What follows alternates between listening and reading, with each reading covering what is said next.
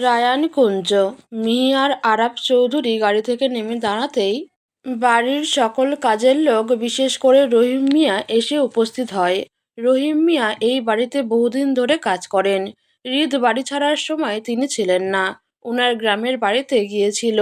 সেদিন উনি থাকলে হয়তো হৃদকে বাড়ি ছাড়া হতে হতো না। উনি হৃদকে অসম্ভব ভালোবাসেন। হৃদের মা মারা যাওয়ার পরে আরাফ রায়ান চৌধুরী হৃদের কখনো তেমন যত্ন নিতে পারতো না, নিজের ব্যবসা নিয়ে ব্যস্ত থাকতো। তখন এই রহিম মিয়াই হৃদকে বেশি যত্ন করত, স্কুলে পাঠাতো, এমনকি খাইয়েও দিত। উনি যখন থেকে শুনেছে হৃদ বাড়ি ছেড়ে চলে গেছে তখন অনেক কান্না করেছে।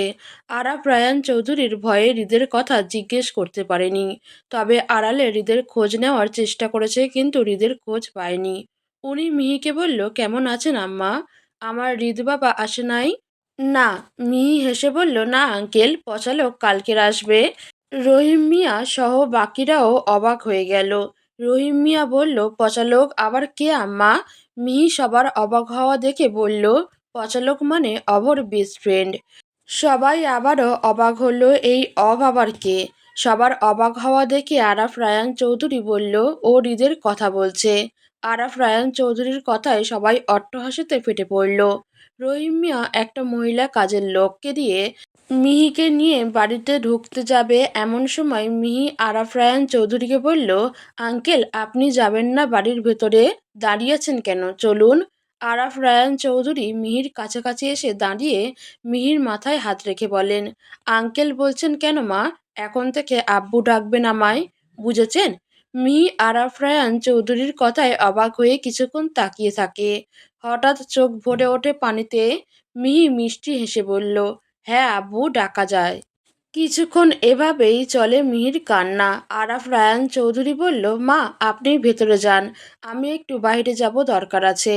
এই বলেই উনি বেরিয়ে যান, আর রহিম মিয়া মিহিকে নিয়ে যায় বাড়ির ভেতরে। এদিকে হৃদ রাতে ঘুমাতে মিহির কথা মনে পড়ছে। আজকে মিহি ঘুমিয়ে গেলে ওকে মন ভরে দেখতেও পারবে না, আর চুমুও খেতে পারবে না। হৃদের খুব চুমুর ক্রেভিং উঠেছে, ভীষণ চুমু চুমু পাচ্ছে। এখন কি করবে? হঠাৎ হৃদ অস্থির হয়ে উঠল। মনে হচ্ছে চুমু খেতে না পারলে মরেই যাবে। না পারছে ঘুমাতে, আর না পারছে কোনো কথা বলতে। তার উপর মিহির ফোন সাইলেন্ট করে রেখেছে। হৃদ মিহিকে পরপর 40 বার কল দিল, কিন্তু মিহি ফোন ধরছে না। এইদিকে মিহি আরামসে ফোন সাইলেন্ট রেখে কাজের লোকদের সাথে গল্প জুড়ে দিয়েছে এই মধ্যরাতে। হৃদের খুব চুমুর নেশা উঠেছে। একটা হলেও মিহিকে চুমু খেতে হবে, না হলে হার্ট ফেল করে মরে যাবে। ও ঠিক করে রায়ানকুঞ্জে যাবে, তাই নিজেকে পরিপাটি করে বের হয়ে যায়। হৃদ ঠিক মতো গাড়ি চালাতে পারছে না, হাত পা কাঁপছে, নিজেকে খুব দুর্বল লাগছে। হৃদ অস্থিরতায় ঘেমে একাকার হয়ে গেল। আগে এই বাজে চুমুর নেশাটা ছিল না, তবেও বেশ কিছুদিন ধরে লক্ষ্য করছে যে আজকালও উন্মাদের মতো করছে চুমুর জন্য। এটা আবার কেমন নেশা? আগে হতো, তবে এমন তো হতো না। আগে কেন হতো না? তখন মিহি ছোট ছিল বলে। এই অসহ্য নেশা থেকে কিভাবে মুক্তি পাবে? হৃদ বাড়িতে এসে দেখে মিহি কি সুন্দর ড্রয়িং রুমে বসে সবার সাথে গল্প করছে, এইদিকে ফোন তুলছে না। হৃদ মিহিকে বকা দেওয়ার কথা চিন্তা করলো না, দৌড়ে গিয়ে মিহির হাত ধরল। হঠাৎ আক্রমণে মিহি হকচকিয়ে উঠল। এত রাতের বেলা হৃদ এসেছে, কিন্তু কেন? হৃদ বলল, ওঠো ওঠো, তাড়াতাড়ি ওঠো, উপরে চলো আমার সাথে প্লিজ ইয়ার, মরে যাব আমি। কাজের লোকগুলো ভয় পেয়ে গেল। মিহিও কিছুটা ভয় পেয়ে জিজ্ঞেস করলো, কি হয়েছে পচা লোক, এমন করছো কেন? তোমার কি শরীর খারাপ করছে? তুমি এমন ঘেমে একাকার হয়ে গেছো কেন? হৃদ জোরে জোরে শ্বাস নিয়ে বলল, হ্যাঁ হ্যাঁ, খুব শরীর খারাপ লাগছে, চলো প্রিন্সেস, তাড়াতাড়ি উপরে চলো। মিহি বলল, উপরে কেন যেতে হবে? হৃদ কোনো দিকে না তাকিয়ে মিহিকে কোলে তুলে উপরে যেতে যেতে বলল, চুমুর ক্রেভিং উঠেছে, উপরে চলো চুমু খাবো। ড্রয়িং রুমে উপস্থিত কাজের মহিলাগুলো একটু লজ্জা পেল। মিহি হৃদের মুখ হাত দিয়ে চেপে ধরে বলল, আস্তে কথা বলো পচা লোক। হৃদ মিহিকে ওর রুমে নিয়ে গিয়ে ইচ্ছে মতো চুমু খেয়ে নিল। এবার খুব শান্তি লাগছে। হৃদ এখন রেগে বলল, সমস্যা কি তোমার? ফোন কেন ধরো না তুমি? বেশি বেড়ে গেছো, খুব বড় হয়ে গেছো তাই না? আমাকে মেরে ফেলতে চাও? মিহি হৃদের দিকে তাকিয়ে জিভ কেটে চোখ বন্ধ করে মনে মনে বলে, এই রে ভুল হয়ে গেল, এই পচালোক তো রেগে গেল। মিহি হৃদকে শান্ত করার জন্য দু হাত দেখিয়ে বলে, এই যে দেখো পচালোক, তোমার জন্যই তো আমি মেহেন্দি দিয়েছি। আর হ্যাঁ, এখানে তোমার নামও আছে। হৃদ চুপচাপ শুধু মিহিকে দেখছে, এতক্ষণের সব চিন্তা যেন দূর হয়ে গেছে তাকে দেখে। হৃদ চোখ বন্ধ করে জোরে জোরে দুবার নিঃশ্বাস ফুঁকে মুচকি হেসে মিহির দিকে তাকায়। তারপর কিছুক্ষণ দুজন কথা বলে। এরপর হৃদ মিহিকে আবারও কয়েকটা চুমু দিয়ে বিদায় নিল। আরাফ রায়ান চৌধুরী মিহিকে বলল পার্লারে যেতে, কিন্তু রহিম মিয়া বলে, সাহেব পার্লারের বেডিগো এইখানে আনলেই হয়, হুদাই আমার আম্মারে গিয়া সাজন লাগবো। আরাফ রায়ান চৌধুরী বলল, তোমার কি সমস্যা রহিম? মিহিমা যাক, ও একটু বাইরের পরিবেশটাও উপভোগ করতে পারবে।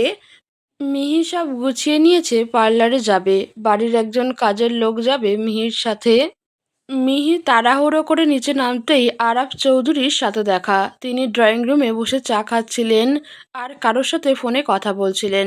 মিহি আরাফ চৌধুরীর সামনে এসে দাঁড়ায়। আব্বু আমি যাচ্ছি, আর উনিও যাচ্ছেন আমার সাথে, একজন কাজের মহিলাকে দেখিয়ে বলে কথাটা মিহি। আরাফ চৌধুরী মিহিকে কাছে ডেকে মাথায় রেখে বলেন, সাবধানে যাবেন মা, চোখ কান খোলা রাখবেন, বলা তো যায় না কখন কি হয়ে যায়। মিহি বলল, ঠিক আছে আব্বু, আমি গেলাম। এই বলেই মিহি কাজের লোকটাকে নিয়ে বেরিয়ে গেল। মিহি কাজের লোকটার সাথে অনেক কথা বলছে আর বাইরে এদিক সেদিক দেখছে। কথা বলতে বলতে পার্লারে এসে পৌঁছায়। মিহি সহ কাজের লোক নেমে পড়ে আর ড্রাইভার গাড়ি পার্কিং করতে চলে যায়। মিহি পার্লারে ঢুকে পড়ে। মিহির অর্ধেক সাজানো শেষ, তখন পাশ থেকে কেউ বলছে, সাবধানে কাজ করো, কোনো ভুল যেন না হয়, কোনো ভুল হলে স্যার কিন্তু আমাদের ছাড়বে না। মিহি চুপচাপ শুনতে থাকে।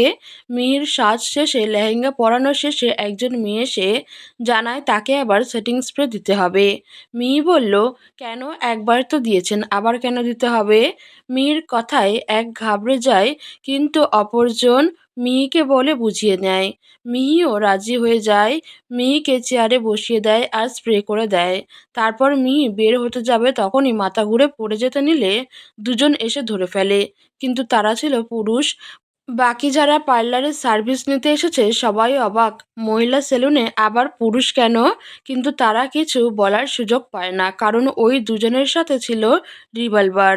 দুজনের একজন মিহিকে কোলে করে নিয়ে গাড়িতে শুইয়ে দেয় আর গাড়িটা চলতে শুরু করে মিহির গন্তব্যের ঠিক বিপরীত পাশে। জোরে জোরে গাড়ি ড্রাইভ করছে। ভয় লাগছে খুব, কিছু হলো না তো? অভ্র বলল, রিল্যাক্স হৃদ, ভয় পাস না, কিচ্ছু হবে না। হৃদ বলল, লেডি কেয়ার বিউটি পার্লারটা কোথায়? ও তো তখন এই নামটাই বলেছিল। অভ্র বলল, ওটা স্টেশনের ওইদিকে, গাড়ি এই দিকে দিয়ে বের কর। হৃদ অভ্রর কথা শুনে গাড়ি চালাতে লাগলো। পার্লারের সামনে গাড়ি থামিয়েই দৌড়ে ভেতরে ঢুকে গেল। হৃদকে একভাবে হুড়মুড় করে ভেতরে আসতে দেখে মেয়েগুলো ভয় পেয়ে গেল। হৃদ উচ্চস্বরে বলল, প্রিন্সেস কই আমার? একটা মেয়ে বলল, বিকাল ৩টায় যেই আপুটা সাজতে এসেছিল, আপনি কি ওনার কথা বলছেন? হৃদ বলল, হ্যাঁ, কই ওরা? মেয়েটা কাঁদো কাঁদো গলায় হৃদকে কিছু বলল। হৃদ রেগে কিছু বলতে যাবে, তখনই অভ্র বলে উঠল, ভাই এসব রাগারাগি বাদ দে, এখন এদের ব্যবস্থা পরে নিব। এখন টুইঙ্কেলকে খুঁজতে হবে, তুই দেখ টুইঙ্কেলের লোকেশন ট্র্যাক করা যাচ্ছে কিনা। হৃদ ট্রাই করে দেখলো লোকেশন ট্র্যাক করা গিয়েছে। হৃদের কলিজায় পানি আসে, সে যেন ভয় পেয়ে গেছে। লোকেশন অনুযায়ী হৃদ গাড়ি এগিয়ে নিয়ে যায়, সাথে পুলিশকেও জানিয়ে দেয় অভ্র। হৃদ প্রায় ২ ঘন্টা ড্রাইভ করার পর লোকেশনে এসে পৌঁছায়। হৃদ তাড়াতাড়ি করে গাড়ি থেকে বের হয়ে যায়। এরপর হুমড়ি খাওয়ার মতো হৃদ দৌড়াতে যেয়ে পড়ে যেতে নিলে পিছন থেকে অভ্র ধরে ফেলে। হৃদ একটু এগিয়ে যেতেই দেখে সামনে ২ তলা পুরনো একটা বাড়ি। আর একটু এগোতেই দেখে দুজন বসে আছে চেয়ারে আর কয়েকজন দাঁড়িয়ে আছে সিঁড়ির দোরগোড়ায়। হৃদ কপালে ২ আঙুল দিয়ে ঘষতে থাকে। কিছু একটা ভেবে সামনে এগিয়ে যায়, কিন্তু সামনের রাস্তা রেখে পেছনের রাস্তা দিয়ে দেয়াল টপকে বসে থাকা দুজনের একজনকে হৃদ, আরেকজনে অভ্র ধরে মুখ চেপে। এতে এক পর্যায়ে লোকগুলো জ্ঞান হারিয়ে ফেলে। হৃদ আর অভ্র দুজনকে আস্তে করে টেবিলে শুইয়ে দেয়। তারপর দেয়াল ঘেঁষে আস্তে আস্তে সামনে এগিয়ে যায় হৃদ আর অভ্র। আস্তে করে সিঁড়ির দোরগোড়ায় এসে সেই লোকগুলোকেও একইভাবে মেরে নিচে শুইয়ে উপরে চলে যায়। একে একে সবগুলো রুম খুঁজে কিন্তু কোথাও কেউ নেই, এমনকি তার প্রিন্সেসও নেই। এতে হৃদ কিছুটা বিচলিত হয়ে কপালে ২ আঙুল দিয়ে ঘষতে থাকে। হৃদের অস্থিরতা বুঝে অভ্র হৃদকে কিছু বলতে যাবে, তখনই যেন কোথাও থেকে কারো মারের শব্দ আসে। মনে হচ্ছে কেউ কাউকে উদমে কেলানি দিচ্ছে। হৃদ অভ্রকে চুপ করিয়ে দেয় আর সেই শব্দ অনুযায়ী এগোতে থাকে। একটা রুমের সামনে যেতেই দরজার ফাঁক দিয়ে যা দেখতে পায় তা দেখে অভ্রর চোখ কপালে উঠে যায়। আর হৃদের মুখে ফুটে ওঠে এক চিলতে হাসি। মিহি লোকগুলোকে মারছে যাকে বলে রাম কেলানি। পরনে লাল লেহেঙ্গা আর সেই সাজগোজেই রয়েছে। তার বউ লেহেঙ্গা পরেই মারামারি করছে। অভ্র বলল, আমার টুইঙ্কেলের কি রূপ দেখছি রে, পুরো ধুয়ে দিচ্ছে। হৃদ বলল, কার বউ দেখতে হবে তো। অভ্র বলল, হৃদের ফিমেল ভার্সন। হৃদ মুচকি হাসি দিয়ে বউয়ের মারামারি দেখছে। ওর এখন লোকগুলোর জন্য চিন্তা হচ্ছে। হঠাৎ মিহিকে একটা লোক পেছন থেকে রড দিয়ে মাথায় বাড়ি দিতে নিবে, এমন সময় হৃদ লোকটার মুখ বরাবর লাথি দিল। মিহি হৃদকে দেখে খুশি হয়ে গেল। হৃদ মিহিকে বলল, হুম, ফাইটিং এর ফোকাস করো, চুমু পরেও খাওয়া যাবে। এই বলেই হৃদ একটা চেয়ারে বসে মিহিকে লিড দিতে থাকে। আর মিহিও সবাইকে ইচ্ছে মতো ধুতে থাকে। অভ্র হৃদ আর মিহির কাহিনী দেখে বলল, ইতিহাসের প্রথম স্বামী যে কিনা বউয়ের বিপদে বউকে না বাঁচিয়ে বউকে লিড করছে শত্রুপক্ষকে মারার জন্য। বাহ! হৃদ বলল, চুপ কর, ফাইটিং দেখ। মিহি ওদের মেরে প্রায় আধমরা করে দিয়েছে। লোকগুলো ভাবছে একটা মাইয়া মানুষের গায়ে এত শক্তি কেমনে? কিডন্যাপ করেও শান্তি নাই। মাইয়া মানুষ কি সুন্দর চুপ করে অজ্ঞান হইয়া থাকবে, পরে নায়ক আইসা সবাইরে মারবে। তা না, উল্টে মাইয়া মারতাছে আর নায়ক বেডা চেয়ারে বইসা বউরে লিড দিচ্ছে।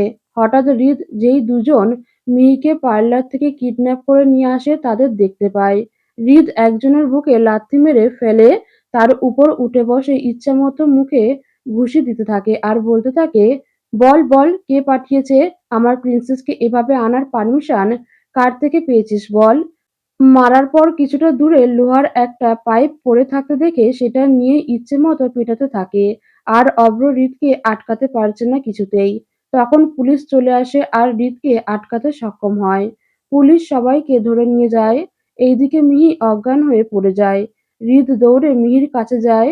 কথা বলো প্রিন্সেস, আমার জান, চোখ খুলো, দেখো আমার কিন্তু ক্রেভিং উঠতেছে। অভ্র তাড়াতাড়ি করে পানি নিয়ে এসে হৃদকে দিলে হৃদ মিহির চোখে মুখে পানির ছিটা দিতে থাকে আর বলতে থাকে, প্রিন্সেস, তোমার শাস্তি আছে। তুমি আমাকে চুমু না দিয়ে এখানে চলে আসলে কেন? আমি তো হার্ট অ্যাটাক করে মরে যেতাম এখনই। এইসব আবার কেমন বেয়াদবি? This is not fair. এদিকে অভ্র হৃদকে গালি দিয়ে বলে, শালা, বউ এদিকে মরে যায় যায় অবস্থা আর সে চুমু খাওয়ার ধান্দায়। শালা ভালো হলো না। ভাই, তোরে আমি চুম্মা দিমুনি, তুই আগে টুইঙ্কেল রে কোলে নে। হৃদ বলল, ছি, আমি গে না। আর তাছাড়া বউয়ের চুমু ছাড়া কারোর চুমু আমার পছন্দ না। অভ্র উঠে চলে যায় এবং হৃদও মিহিকে কোলে নিয়ে গাড়িতে উঠে বসে। মিহির কিছুটা জ্ঞান ফিরেছে আর হৃদ মিহিকে কোলে নিয়েই বসে। অভ্র ড্রাইভ করে রায়ান কুঞ্জের দিকে এগিয়ে যায়। হৃদ মিহিকে কোলে করে নিয়ে আসতেই আরাফ রায়ান চৌধুরী হন্তদন্ত করে এগিয়ে আসলো। কি হয়েছে মিহি মায়ের? হৃদ কিছু না বলেই মিহিকে সোফায় শুইয়ে দেয়। কিছুক্ষণ পর মিহির ঘুম ভাঙে। এইদিকে কিছুতেই বিয়ে আটকাতে পারলাম না। আমার বারবি ডল ওর হয়ে গেল। সমস্যা নাই, তুমি শুধুই আমার একটা কথা কি জানো? তোমার সবকিছুই আমায় মুগ্ধ করে। অবশ্য কৃভানের চয়েস সবসময় ফার্স্ট ক্লাসই হয়। এই বলেই একটা কাঁচের টেবিল ছুঁড়ে ফেলে দিল। মিহি হৃদের দিকে তাকিয়ে বলে, আজকে বিয়ে করার মুড নেই পচালোক, কালকের করবনি। হৃদ একটু দুষ্টু হেসে বলল, যা হবার আজকেই হবে, মুড থাকুক আর না থাকুক। কথাটা ধীরেই বলল। মিহি হৃদের দিকে কটমট করে তাকালো। হৃদ লজ্জা শরমের মাথা খেয়ে গেয়ে উঠল। অভ্র মুখ বাঁকিয়ে বলল, শালা দুনিয়ায় একাই বিয়ায় করতেছে। এর ঢং দেখলে মনে হয় ধইরা দেই। হৃদের গান শুনে আরাফ রায়ান চৌধুরীও নেচে উঠল। এরপর হৃদ আর আরাফ রায়ান চৌধুরী মিলে কিছুক্ষণ পাগলা ডান্স করলো। ওদের বাপ ছেলের নাচ দেখে সবাই হাসতে হাসতে শেষ। বাসায় তেমন কেউ নেই, শুধু হৃদের বাবা অভ্র আর বাসার সব কাজের মানুষ। কাজী বিয়ে পড়ানো শুরু করলো। দেনমোহর মিটানোর পর কাজী সাহেব হৃদকে কবুল বলতে বলল। হৃদ এক সেকেন্ডও সময় না নিয়ে এক নিঃশ্বাসে কবুল বলে দিল। সবাই একসাথে আলহামদুলিল্লাহ বলে উঠল। এবার মিহিকে জিজ্ঞেস করা হলো। মিহি আশেপাশে তাকাচ্ছে, বুক কাঁপছে খুব। কিছু সময় পর মিহিও আস্তে করে কবুল বলল। হৃদ আবার লজ্জায় মাথা খেয়ে বলল, এ, সবাই চোখ বন্ধ করো। সবাই চোখ বন্ধ করতেই হৃদ মিহির গালে টুপ টুপ করে ৫-৭টা চুমু খেয়ে নিল। মিহি মুখ বাঁকিয়ে বলল, লজ্জার মাথা খেয়েছে, নির্লজ্জ পুরুষ মানুষ। এইদিকে কৃপান ছটফট করছে, কিছুতেই তার বার্বি ডলের বিয়েটা আটকাতে পারল না। ফ্ল্যাশব্যাক। হৃদ কাজের ক্ষেত্রে বাইরে গেছে, আসতে হয়তো রাত হবে। হৃদ যাওয়ার সময় অভ্রকে বলে গিয়েছে যাতে মিহিকে ভার্সিটিতে নিয়ে যায় আর নিয়ে আসে। অভ্র হৃদের কথা মতো মিহিকে নিয়ে যায়। হঠাৎ ক্লাসের মাঝে মিহির গা গুলিয়ে আসে। মিহি তাড়াতাড়ি করে ক্লাস থেকে বের হয়ে যায়। মিহি অভ্রকে গিয়ে বলে, আমার ভীষণ শরীর খারাপ করছে, মনে হচ্ছে মাথা ঘুরে পড়ে যাব, আমাকে বাসায় নিয়ে চলো অভ্র কিছুটা ঘাবড়ে গেল, কারণ এখন হৃদ নেই। অভ্র বলল, ডক্টরের কাছে নিয়ে যাব, চলো টুইঙ্কেল। এই বলেই অভ্র মিহিকে নিয়ে হসপিটালে গেল। কেবিনের বাইরে বড় বড় করে লেখা আছে, ডাক্তার Abraham Kripan Chowdhury, MBBS, FCPS, medicine, medicine বিশেষজ্ঞ, কেবিন নম্বর ৩০৫। অভ্র মিহিকে নিয়ে ডক্টরের কেবিনে ঢুকলো। উনি বললেন, বসুন আপনারা। অভ্র বলল, টুইঙ্কেল, বলো তোমার কি কি সমস্যা হচ্ছে। ডক্টর অভ্রকে বলল, ইনি আপনার কে হয়। অভ্র মিহির দিকে তাকিয়ে করে বলল, আমার বোন। মিহি বলল, আমার গা গুলিয়ে আসছে আর মাথা ঘুরছে। ডক্টর মিহিকে কিছুক্ষণ চেকআপ করে কিছু মেডিসিন লিখে দিল। উনি বলল, মেডিসিনগুলো নিয়ম মতো খাবেন, তেমন কিছু হয়নি, দুর্বলতার কারণে মাথা ঘুরছে আর সকালে কিছু না খাওয়ার কারণে গা গুলিয়ে আসছে। অভ্রর কলিজায় পানি আসে। ডক্টর বারবার মিহিকে দেখছে। মিহির স্নিগ্ধ মুখটা মলিন হয়ে আছে, বড় বড় চুলগুলো বিনুনি করা। উনি একটু হালকা কাশি দিয়ে বলল, তাহলে এটা আপনার বোন। অভ্র বলল, হ্যাঁ। উনি একটু বিড়বিড় করে বলল, মাশাআল্লাহ। অভ্র বলল, কিছু বললেন। না না, কিছু না, আবার দেখা আপনাদের সাথে। অভ্র মিহিকে নিয়ে উঠে গেল। এমন সময় পেছন থেকে আবারও উনি বললেন, বারবি ডল।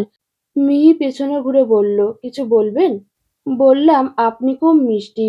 মিহি জোরপূর্বক একটা হাসি দিল, মনে মনে বলল, ভাগ্যিস সে নেই, না হলে বেচারার থাক আর কইলাম না। এই বলেই মিহি চলে গেল। উনি মিহির যাওয়ার পানে একভাবে চেয়ে আছে। মেয়েটার মাঝে ভীষণভাবে মন হারিয়ে ফেলেছে। সে এই পিচ্চি মেয়ের প্রেমে পড়েছে এক প্রকার।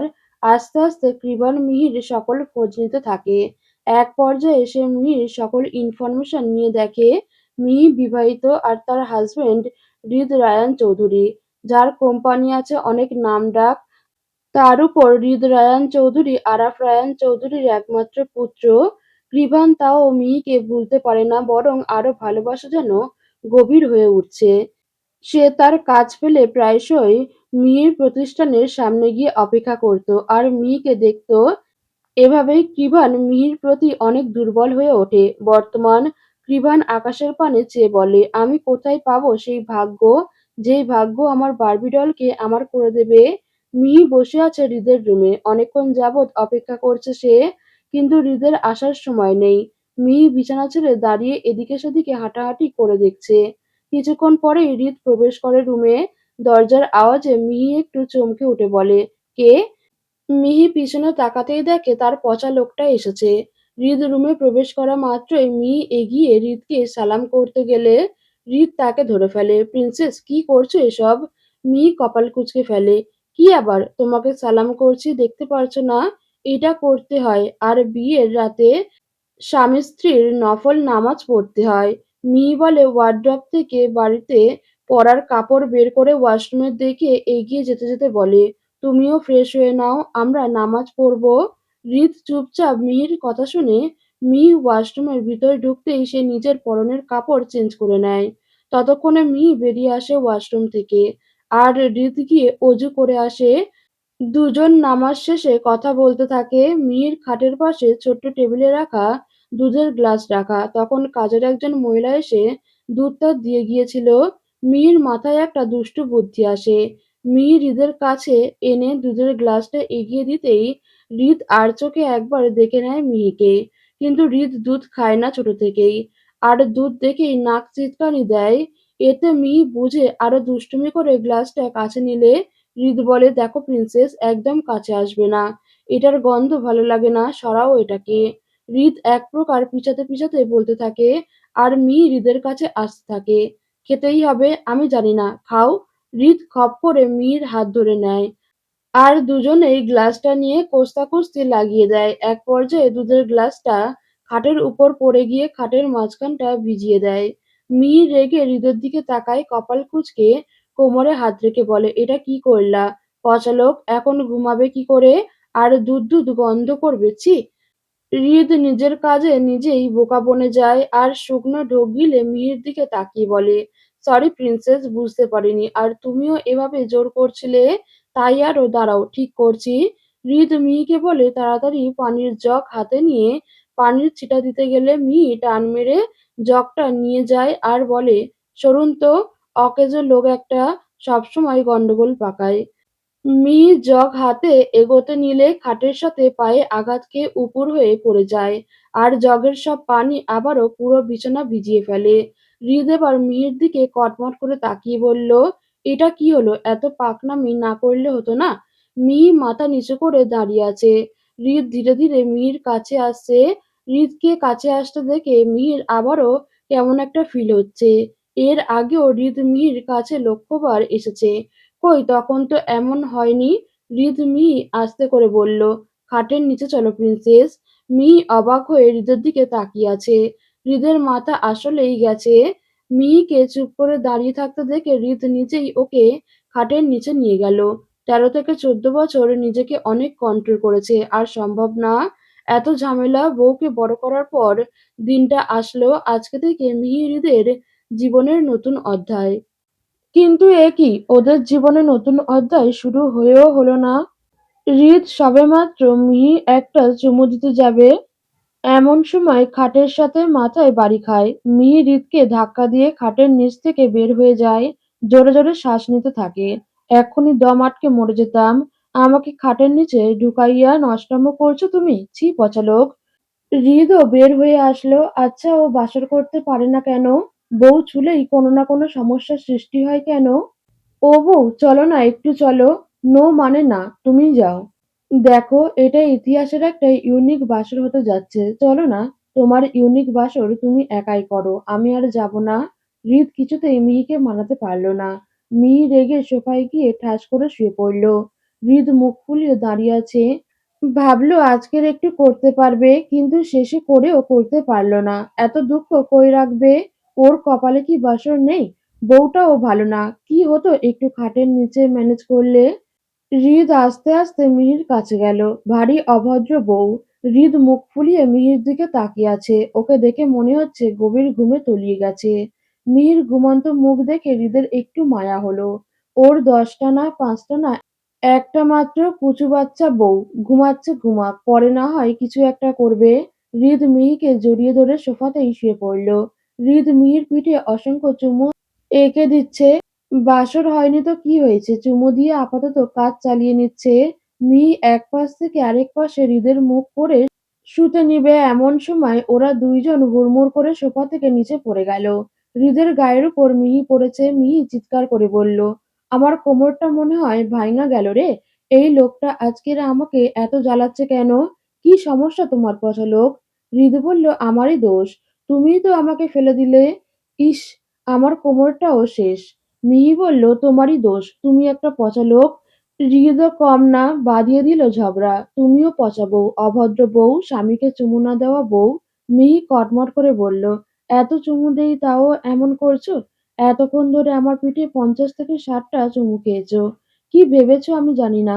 হৃদও বলল, বেশ করেছি। আমিও যদি তোমাকে আর একটা চুমুও দেই, তাহলে আমার নামও মিহি না, দেখো। হৃদ মিহির ঠোঁটে চুমু খেতে খেতে বলল, আচ্ছা, আমি নিজেই খেয়ে নিব। সেই স্বাদ, এত স্বাদ কে? হৃদের এসব চুমুগিরি দেখে মিহির রাগে মাথা গরম হয়ে যাচ্ছে। মনে হচ্ছে একটা পাঞ্চ মেরে উড়িয়ে দিতে। মিহির রাগে চিৎকার করে উঠল। হৃদও কম না। জীবনের প্রথম মিহির সাথে এমন ঝগড়া হচ্ছে। এত চেঁচামেচিতে অভ্রর ঘুম ভেঙে গেল। অভ্র হৃদের ঘরের সামনে এসে দরজা ধাক্কা দিল। ভেতর থেকে হৃদ বলে ওঠে, এই বা কে রে? মরার জন্য অন্য জায়গায় যাও, এই ঘরে কি? অভ্র বলল, ওই শালা, গেট খোল। হৃদ মিহির গায়ে ওড়না তুলে দিয়ে গেট খুলতে চলে গেল। গেট খোলার সাথে অভ্র বলল, কি শুরু করছস তোরা? মানুষ বাসর রাতে বউয়ের সাথে ভালো মন্দ গল্প করে, এটা ওটা সেটা করে, আর তোরা কি করস? বাসর রাতে কে বউয়ের সাথে ঝগড়া করে? ক। মিহি বলল, সব দোষ পচালকের, আমার কোমরটা ভেঙে দিয়েছে। মিহির কথায় অভ্র বেশ বিব্রত হলো। কান দিয়ে ধোঁয়া বেরোচ্ছে। ওর ভুল হয়েছে এইখানে এসে। হৃদ গিয়ে মিহির মুখ চেপে ধরল। কি বলছে এই মেয়ে? চুপ করো, ছি, এসব বলে না জান। মিহি হৃদের হাত সরিয়ে দিতে চায় কিন্তু পারে না। মিহি মুখ দিয়ে শুধু শব্দ আসছে। অভ্র বলল, ও না হয় বাচ্চা মাইয়া, তুই কি? তোর লজ্জা লাগে না হাঁটুর বয়সী মাইয়ার সাথে ঝগড়া করতে, তাও আবার এমন একটা দিনে? হৃদ বলল, তুই যা তো বা। ও আমাকে ভালোবাসে না, চুমুও দেয় না। তোর গোষ্ঠীর পায়ে পড়ি। আমার আশাটা ভুল হয়েছে। জায়গা, তোরা যা পারিস কর, বাট আওয়াজ করিস না। এই বলেই অভ্র চলে গেল। হৃদ মিহির গেঞ্জির গলা ধরে বলল, আর ঝগড়া করব না, এখন একটা চুমু খাই। হৃদের শেষের কথায় মিহির খুব মায়া হলো। না পেরে একটা চুমু দিল। পরের দিন হৃদের অফিসে একটা মিটিং আছে। তাই সকাল সকাল অফিসে চলে গেল। যাওয়ার আগে মিহির সাথে একটু ছ্যাঁচড়ামো করেছে।